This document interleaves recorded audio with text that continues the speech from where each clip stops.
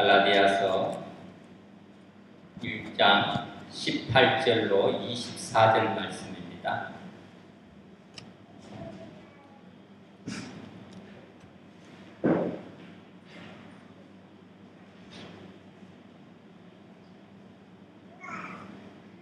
갈라디아서 1장 18절로 24절 말씀, 저와 여러분 한 절씩 교독하겠습니다. 그 후 3년 만에 내가 게바를 신방하려고 예루살렘에 올라가서 저와 함께 15일을 유할세. 주의 형제 야고보 외에 다른 사도들을 보지 못하였노라. 보라, 내가 너희에게 쓴 것은 하나님 앞에서 거짓말이 아니로라. 그 후에 내가 수리아와 길리기아 지방에 이르렀으나 유대의 그리스도 안에 있는 교회들이 나를 얼굴로 알지 못하고 다만 우리를 핍박하던 자가 전에 잔해하던 그 믿음을 지금 전한다 함을 듣고 함께합니다. 나로 말미암아 영광을 하나님께 돌리니라. 아멘.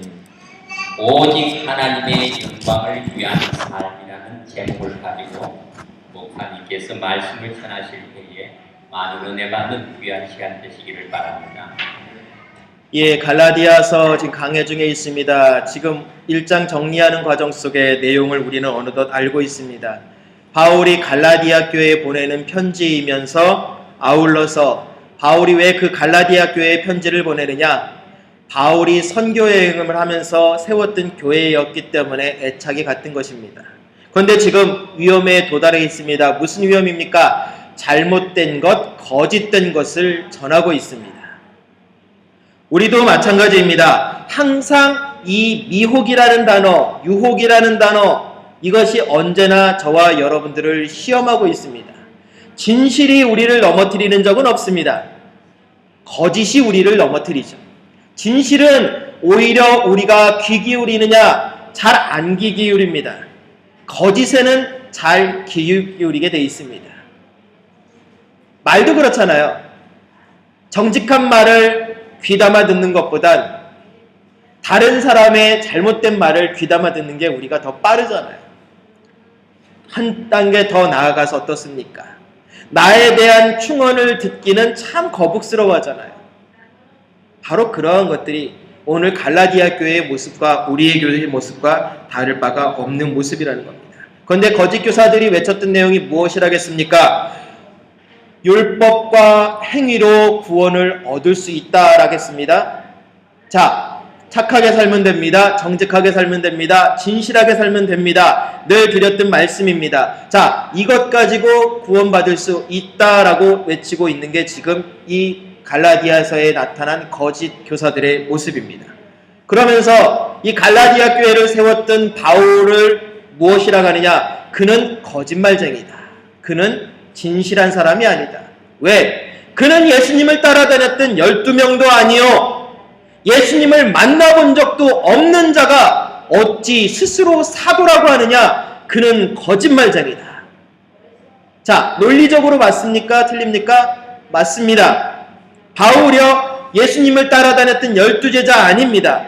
12제자에게 안수받고 파송받은 사람입니까? 아닙니다. 그러면 예수님을 만났습니다. 언제 만났습니까? 다메섹으로 예수님을 믿는 자들을 죽이러 갈 때 만났습니다. 그러나 이 자리에 증인을 쓰는 사람은 누구입니까? 같이 예수님을 죽이러 간 자들만 증인입니다. 예수님을 믿었던 사람들이 있습니까? 없습니까? 없습니다. 그런데 더 놀라운 건요, 그 다메섹 도상에서 바울이 경험했던 예수님과의 만남은요, 사도행전에 총 3번을 언급합니다. 그런데 그 3번을 언급하는 그 모든 내용에 함께했던 자들은 아무것도 모르고 있다는 사실입니다. 무슨 소리가 나기는 나는데 무슨 소리인지 모르겠다라는 것이 유일한 그 사람들의 증언입니다. 자, 그러면 사도 바울의 모든 증언은 논리적으로 허구입니다. 법정 증언으로 따지면 아무것도 효력이 없습니다. 그래서 거짓 교사들이 외치고 있는 겁니다. 보아라! 어떠한 증거와 확증을 할 수 있는 아무것도 없지 않느냐? 바울은 그러므로 거짓말쟁이다라는 겁니다. 그러니까 바울의 말을 믿지 말아라는 겁니다. 바울이 무슨 얘기를 했습니까? 예수 그리스도 외에는 구원 얻을 이름이 천하에 없느니라라는 것을 선포했는데 그게 아니라는 겁니다. 예수와 상관없다라는 겁니다. 결국 어떻게 했습니까?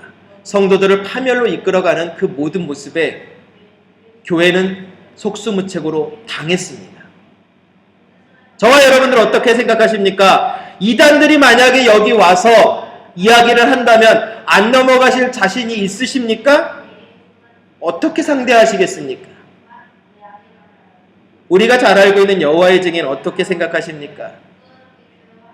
통일교 신자들과 어떻게 상대하시겠습니까? 요즘 신천지 성도들과 어떻게 상대하시겠습니까? 예전에 탁지원 소장님하고 둘이서 있을 때 잠깐 도와드릴 때 영상을 하나 보니까요. 너무나 충격적인 거 98%는 아무도 모른다라는 거예요. 그저 목사님이 그러니까 그런가 보다라고 한답니다. 여러분들은 어떠십니까? 제가 이단이라고 하면 여러분들도 이단이죠? 제가 이단이 아니라고 하면 여러분들도 이단이 아닌 거죠. 그렇게 따라가고 계십니까? 그게 문제입니다. 그래서 성경은 저와 여러분들에게 이야기하지 않습니까? 그 말이 말씀에 맞는가 하여 상고하라고요. 설교만 듣는다고 모든 것이 끝나는 것이 아닙니다. 설교를 들었으면 그 설교의 말씀이 정말 말씀에 근거하여 아무런 오류가 있는가 없는가를 재차 점검할 줄 알아야죠. 성경책과 나의 삶이 달라지면요 아무것도 이룰 수가 없습니다. 성경은 우리에게 그래서 말합니다. 무엇이라고 말입니까? 가까이 하는 자가 가까이 만날 것이라. 성경은 곧 하나님의 말씀이지 않습니까? 하나님께서 저와 여러분들에게 말씀하여 주신 나는 이러한 자이다 라고 말씀하는 것이 바로 이 66권의 내용입니다.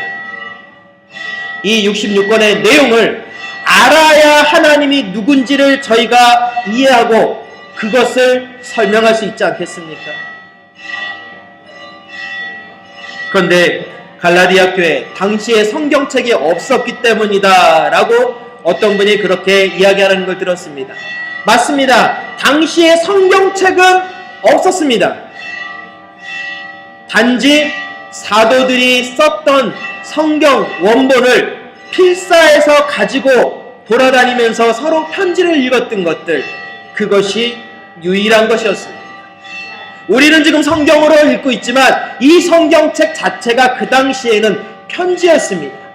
책으로 만들어내기 위함의 목적이 아니라 성도들을 권면하고 믿음 안에서의 모습이 무엇인가를 알리기 위해서 썼던 편지가 모아져서 오늘날 우리가 읽는 성경이 되어진 것입니다. 그러다 보니 우리같이 신약 27권, 구약 39권, 합의 66권을 마음 놓고 읽는 것이 아니었다는 얘기입니다. 그러다 보니 점점 성경 말씀이 어떤 건지를 이해하기 힘들게 되는 거죠. 그러다 보니까 한 성경만 바라보면 왜곡된 현상이 일어납니다. 그러다 보니까 거짓 교사들이 뭘 하겠습니까? 구원을 얻으려면 두 가지를 해야 한다. 첫 번째, 할례를 받아야 한다. 할례를 받지 아니하면 구원을 받는 것이 아니다. 두 번째는요, 율법이다. 율법을 지켜야만 구원을 얻는다. 율법을 좀 쉽게 풀어내면 이렇게 이해하시면 되겠습니다. 법을 생각하시면 되겠습니다. 헌법, 대법원에서 내리는 판례, 관례, 조례, 이 모든 것들이 법입니다. 이것들을 지키면 하나님 앞에 구원을 얻는다고 하는 것이 율법주의자들의 외침이었습니다. 그러나 그렇게 되면 어떻게 될까요? 예수님의 구원은 불완전한 겁니다. 바로 이들의 이 거짓 복음이 오늘날에도 뿌리 내리고 있는 것이 어디냐? 바로 통일교잖아요. 말씀드렸지 않습니까? 원리강론 제일 첫 번째 그것을 읽다 보면은요, 참 놀라운 게 그거예요. 예수 그리스도의 구원은 불완전한 구원이므로 내가 하나님으로부터 완전한 구원을 이루라고 부름받았다. 예, 대학교 4학년 때 한국교회사를 하면서 교수님이 가르쳐 주셨던 통일교 원리강론의 전체 내용의 그 풀이 중에 제 첫 장 시작 부분입니다. 어떻게 생각하십니까? 하나님이 불완전하시기 때문에 사람을 통해서 완전하게 완성해달라고 부름을 받았다. 그게 바로 율법입니다. 율법을 강조하다 보니까 그런 오류에 빠지는 겁니다. 지난주에 말씀했지 않습니까? 하나님이 저와 여러분들을 구원하는 것은 이유가 있다고요? 없다고요? 없습니다. 오직 은혜일 뿐이라겠습니다. 뭐 잘난 것이 있습니까? 없습니다. 공부를 조금 했기 때문입니까? 아닙니다. 없습니다. 돈이 많기 때문입니까? 아니요. 필요 없습니다. 하나님이 그저 보시는 건요, 단지 서영석 너 하나만 본다라는 겁니다. 네가 많이 공부했든 적게 공부했든 잘생겼든 못생겼든 돈을 가졌든 못 가졌든 그게 나한테는 중요한 것이 아니라 난 단지 너에게 무조건 줄 뿐이다 라는 것이 하나님의 말씀입니다. 그런데 그것을 불완전하게 만드는 거죠. 저와 여러분들도 마찬가지입니다. 하나님의 말씀을 믿고 있지만 그 말씀의 역사를 우리 삶 속에 이루어내지 못하면 여전히 불완전한 구원을 만들어내는 겁니다. 구원은 뭐라겠습니까? 완성됐습니다. 아니, 구원은 받았습니다. 맞잖아요. 예수님 믿어서 구원 받았잖아요. 천국 가는 거 보장됐습니다. 그러나 거기서 끝납니까? 아니요. 완성하셔야 됩니다. 그게 이미와 아직이라겠습니다. 완성은 어떻게 하십니까? 이 땅에서 구원 받았기 때문에 그 다음부터 기쁨으로 율법을 지켜나가는 거예요. 율법을 지켰기 때문에 구원받는 것이 아니라 내가 예수님을 만나고 나서 지켜야 되는 것이 율법이라는 겁니다. 그래야 제대로 우리가 누구를 위해서 갈 수 있는지를 알 수 있다는 겁니다. 자, 믿는다 하면서요, 하나님의 영광을 위한 삶을 산다 하면서요, 오늘은 그 두 번째 부분을 다루려 합니다. 이 율법이 구원은 아니라겠습니다. 그러나 구원받은 자는 율법을 지켜야 한다겠습니다. 오늘 그 부분을 말씀드리려고 합니다. 율법을 지키는 것을 무시하면요, 참 믿음이 아닙니다. 왜일까요? 이 땅의 법도 하나님이 만든 것이라겠습니다. 바울이 그래서 뭐라겠습니까? 로마서에 이 땅의 위정자들의 모든 것을 따르라겠습니다. 권세자들의 그 가르침을 따르라겠습니다. 대통령의 가르침을 따르라겠습니다. 그 밑에 모든 국무총리 이하 모든 위정자들의 가르침을 잘 따라가라겠습니다. 그러나 잘 따라가나요? 우리는 비판하고 판단하기가 너무 바빠요. 그런데 성경은 뭐라겠습니까? 정죄하지 말고 비판하지 말고 판단하지 말라겠습니다. 그런데 우리는 그것이 앞서고 있어요. 내 자신을 돌아보기보다는 먼저 그것을 판단합니다. 그런데 더 놀라운 건 뭔지 아십니까? 그것을 내가 지키면서 그러면 문제는 없습니다. 안 지켜요. 비판하는 건 좋아합니다. 그러나 정작 내가 지켜야 되는데 지키진 않습니다. 내가 그렇게 그 자리에 올라가면 아니요. 지금 있는 그 자리부터 충성하시는 게 하나님의 순종입니다. 내가 믿음이 있다 하면서 하나님이 만들어 놓으신 이 땅의 법마저도, 사람들이 만든 법마저도 제대로 지키지 못한다면 결국 그것은 참된 믿음이 아닙니다. 왜요? 믿는다고 하면서도 아무렇게나 살면 그것이 진짜 믿음입니까? 아니잖아요. 믿는 사람이 죄를 짓는다, 이해 안 되는 일이에요. 그것을 세상살이이기 때문입니다. 목사님, 그냥 덮고 가야 합니다. 아니요. 그것만큼 가장 하나님에게서 멀어지는 방법은 없습니다. 하나님은 악을 싫어하는데 버젓이 우린 기도합니다. 내 모든 걸 들어주시고 내 옆에 함께 계신 하나님, 나를 지켜보시는 하나님이라고 하면서 정작 하나님 앞에서 온갖 악행을 저지르고 있다면 그 사람이 믿음이 있는 것인가요? 근데 우리는 그 사람에게 믿음이 있다고 합니다. 그러니까 결국은 우리의 믿음 역시도 잘못된 믿음이란 얘기입니다. 하나님의 영광을 위한 사람은요, 가르쳐야죠. 관계성의 문제가 아니라요. 정직성의 문제잖아요. 십자가는 정직했기 때문입니다. 참된 복음이었기 때문입니다. 그렇기 때문에 바울이 강력하게 외칠 수 있었던 게 자신이 참사도라고 외칠 수 있었던 이유는 딱 한 가지 사실입니다. 정직하고 진실하고 겸손하게 하나님의 거룩성을 드러냈기 때문에 자신의 위치를 강하게 말씀했던 겁니다. 그런데 우리도 외쳐야 되잖아요. 그런데 문제는 우리가 외치면 웃을 겁니다. 왜 그럴까요? 세상 말 좀 끌고 들어오겠습니다. 너나 잘하시지요 라는 말을 요즘 젊은이들이 참 많이 한대요. 옆에서 막 어르신들이 가르치면요, 지하철 안에서 요즘에 어르신들이 막 뭐라고 하면요, 정말 담기도 힘든 말이죠. 너나 잘하세요 한답니다. 그 표현 그대로 드렸습니다. 어르신이나 잘하십시오가 아니랍니다. 너나 잘하세요 한답니다. 어른한테도 이미 깨어진 지 도대체 교육이, 아까 우리 장로님도 말씀드렸지만 교육이 어디로 가는지 모르겠습니다. 너무나 개인화, 이기주의, 너만 잘하면 돼, 너만 잘하면 되거든요. 그게 교회에서도 마찬가지예요. 덮어야 되는 거 아닙니까, 목사님? 아니요. 참 복음이 살아있다면요, 죄는 회개하는 역사가 일어나는 것이 교회입니다. 그래야 영광된 삶을 살지, 죄를 끌어안고 영광된 삶을 살겠다라는 건 오류입니다. 자, 컴퓨터 오류가 생겼습니다. 쓸 수 있겠습니까? 없겠습니까? 없습니다. 요즘도 가끔가다 요 옆에 모니터 스크린이 깜빡깜빡합니다. 그 이유가 뭐냐? 연결된 연결잭에서 뭐 하나가 지금 또 불량이 난 거죠. 그 오류 그냥 두면 고쳐질까요? 방법은 하나죠. 아니 두 개죠. 뜯어야 되는데 뜯을 수가 없는 완전히 합체품입니다.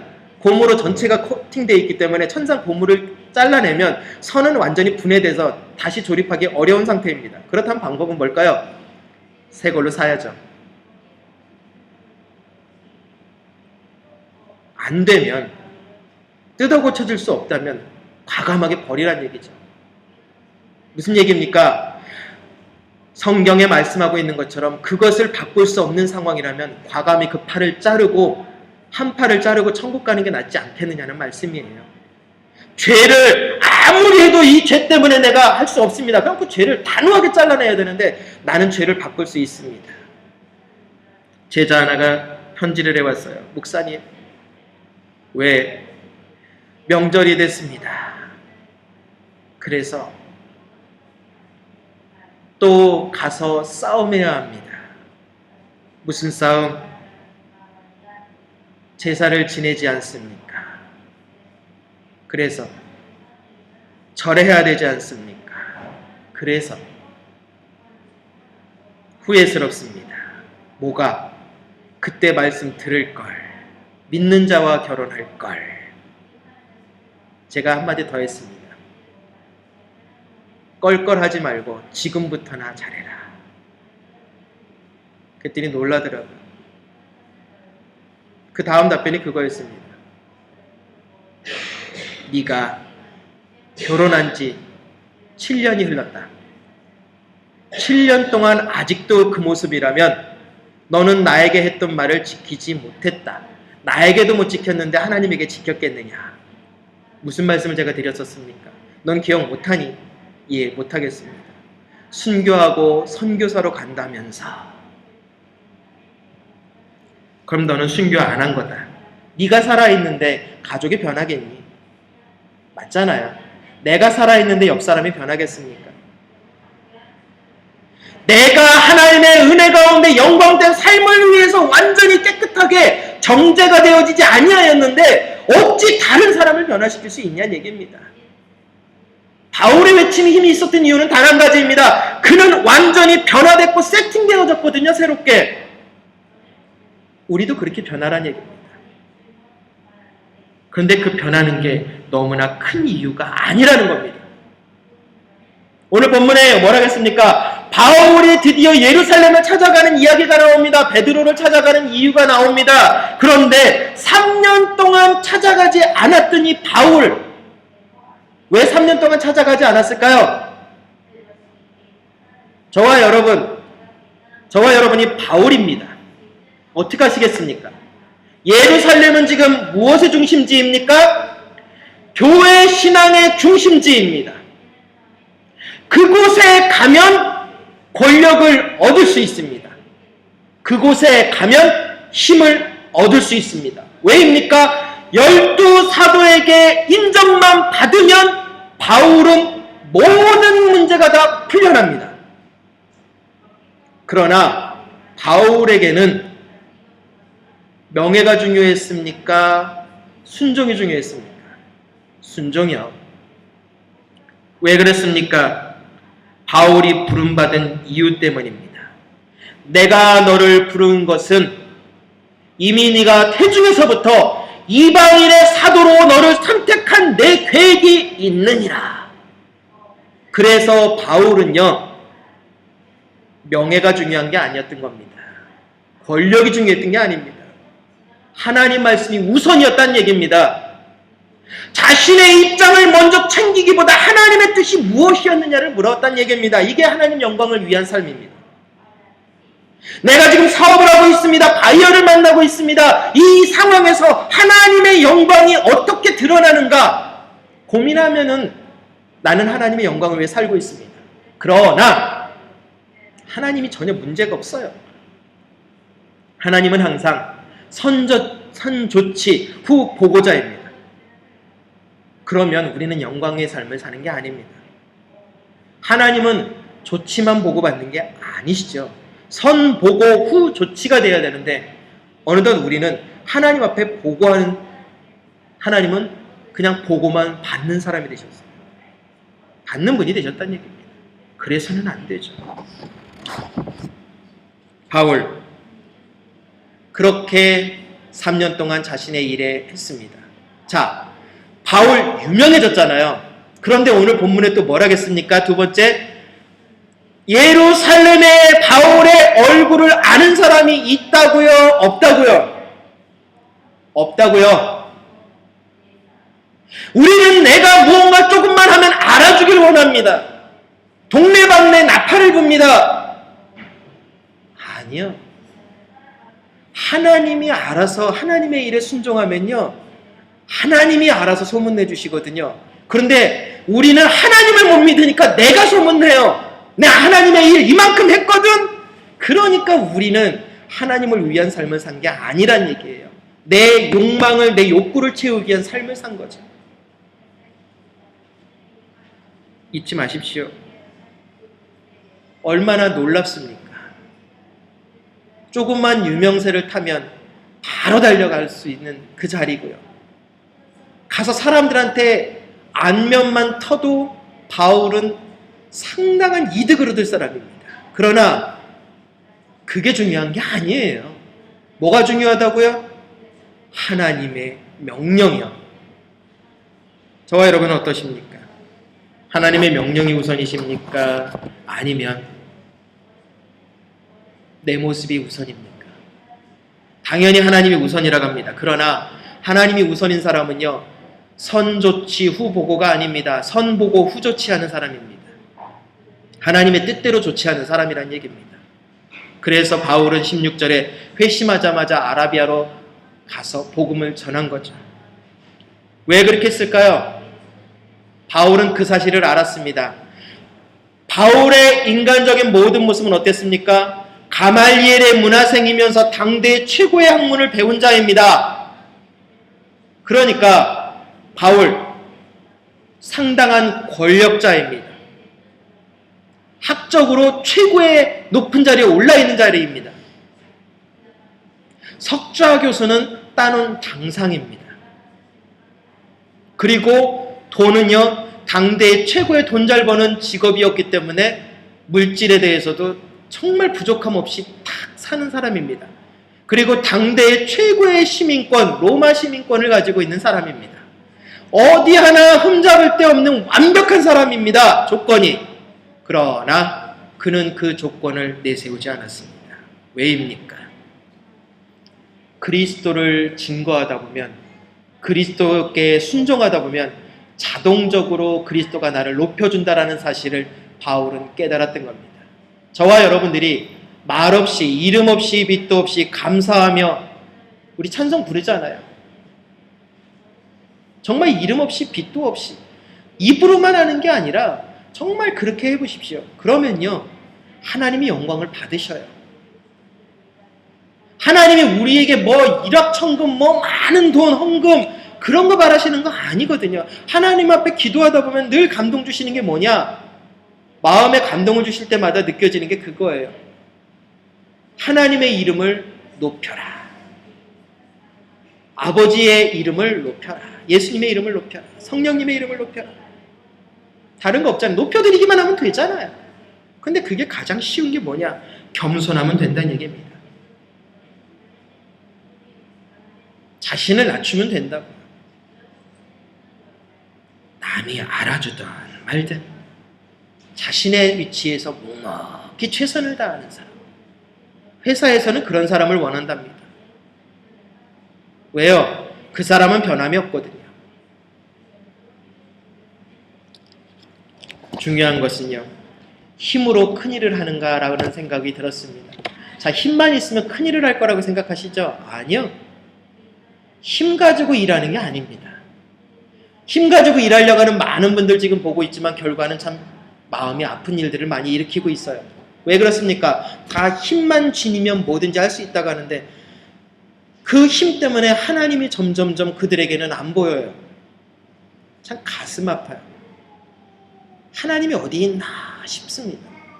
예수님이 그들에게 과연 있을까라는 생각이 들어요. 잊지 마시기 바랍니다. 복음은요, 사람이 만든 게 아닙니다. 복음은요, 사람의 취향이나 생각에 따라서 바뀌어지는 거 아닙니다. 그런데 내 취향대로, 내 생각대로 성경 말씀을 바꾸어 버린다면 우리는 거짓 복음을 전파하고 있는 거고요. 내가 거짓 복음을 믿고 있는 겁니다. 예수 그리스도 앞에 회개해야 하고요. 정직해야 하고 진실하고 겸손하면 됩니다.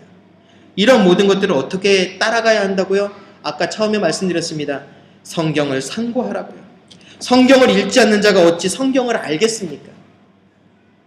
기도하지 않는 자가 어찌 성령님의 인도하심 속에 하나님의 마음을 다 알려준다고 했는데 기도하지 않는 자가 어찌 하나님의 마음을 알겠느냐고요. 그러니까 내 것만 채워주소서 채워주소서 내 입을 넓게 열겠사오니 내게 채워주소서 오직 그 말씀만 부르짖죠. 내 입을 넓게 열라 내가 채우리라. 그 말씀에 근거해서 하나님 난 입 열겠습니다. 채우기만 하십시오. 그건 기도 아닙니다. 그건 욕망의 채움이죠. 진정한 기도는 뭐라 하겠습니까? 하나님 제가 어떻게 하여야 하나님 뜻대로 살 수 있을까요? 말씀을 읽지 않으면 기도하지 않으면 결국 죽을 수밖에 없어요. 영혼이. 육은 멀쩡하지만 영은 죽어갑니다. 당연히 말씀 읽지 않고 기도하지 않는데 어떻게 행함이 일어나겠습니까? 어떻게 십자가의 군사라고 우리가 외칠 수 있겠습니까? 어떻게 우리가 예수님의 제자라고 할 수 있겠느냐는 얘기입니다. 분명히 예수님 말씀하셨습니다. 세상 사람들이 우리가 예수님의 제자인 것을 아는 방법은 뭐라고요? 너희가 진실로 내 말대로 행하면 세상 모든 사람들이 너희가 내 제자인 줄 알리라. 요한복음 13장 34절 35절에 말씀하고 계시지 않습니까? 하나님 영광을 위해서 살고 있지 않는다면 세상 사람들이 우리를 어떻게 보겠느냐는 얘기입니다. 그런데 한 가지 바울의 마지막 딜레마가 빠진 게 있습니다. 교회에 인준이 없었어요. 요즘에는 목사 한 수 받으려면 총회에서 인준이 필요합니다. 목사고시를 통해서 그 모든 것을 패스를 해서 안수를 받게 됩니다. 인준이 있어야 돼요. 장로님도 노회에서 노회고시를 패스해야 인준을 받고 그래서 장립을 하게 됩니다. 안수집사 권사는 뭐 그런 쪽에는 뭐 고시 이런 건 없어요. 그냥 교회에서 자체적으로 해결하면 됩니다. 그런데요, 인준 받는 과정. 성경에서 어떤 성경책에 제일 인준이 늦었을까요? 아가서요. 아가서에 보면은 사랑 노릇만 있지 예수님의 이야기가 없거든요. 그래서 사람들이 빼려고 했습니다. 그런데요, 아십니까? 성경은 스스로를 책임진다는 사실을요.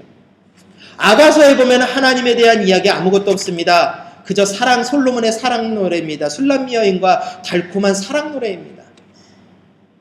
삼류소설에 가까울 정도로 참 그런 소설입니다. 그런 소설이 성경입니다. 왜 그렇게 됐을까요?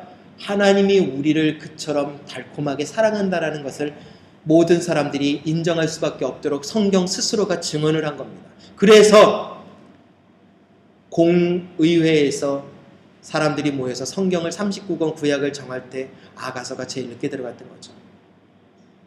성경은 스스로를 증언합니다. 그렇기 때문에 저와 여러분들이 성경책을 읽지 않는다면 아무리 스스로를 증언하고 있는 성경을 알 방법이 없는 거죠. 그러다 보니까 무슨 문제가 생깁니까? 하나님의 계획이 어디 있는지, 하나님의 뜻이, 하나님의 방향이 뭔지를 우리는 잊어버립니다. 그래서 바울은 사도들에게 먼저 달려가지 않은 것입니다. 왜요?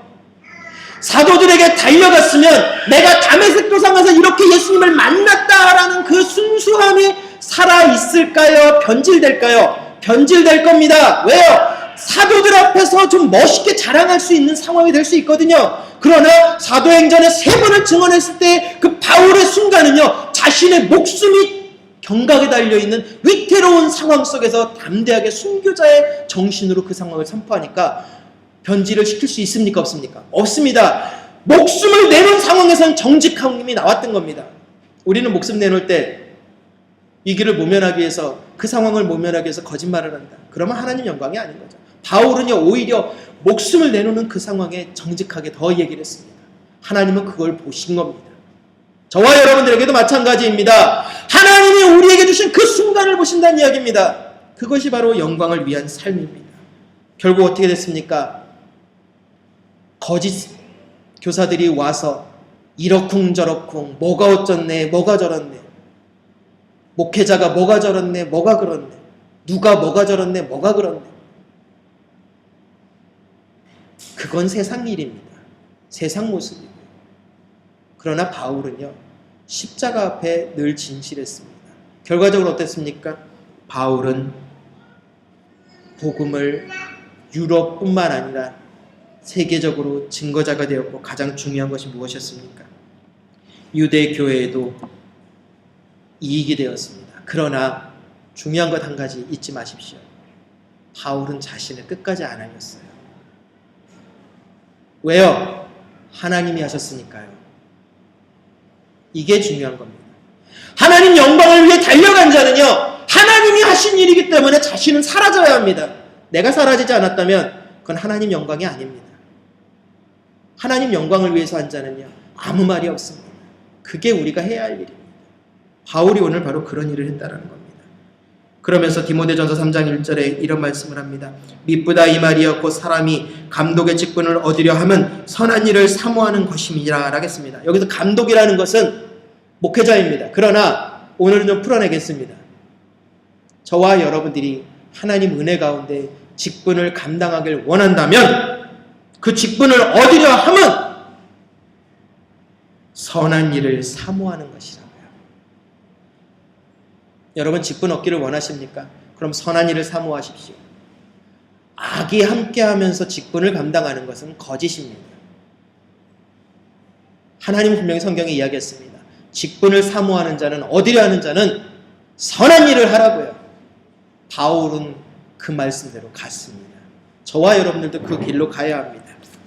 오직 하나님의 은혜로, 오직 하나님을 위해서 무엇을 내세울 것이 아니라 겸손함으로 하나님의 말씀 앞에 무릎 꿇는 그런 거룩한 삶의 예배를 회복할 때, 그것이 진정 하나님의 영광을 위한 삶이라는 겁니다. 바울은 이것을 완성했습니다.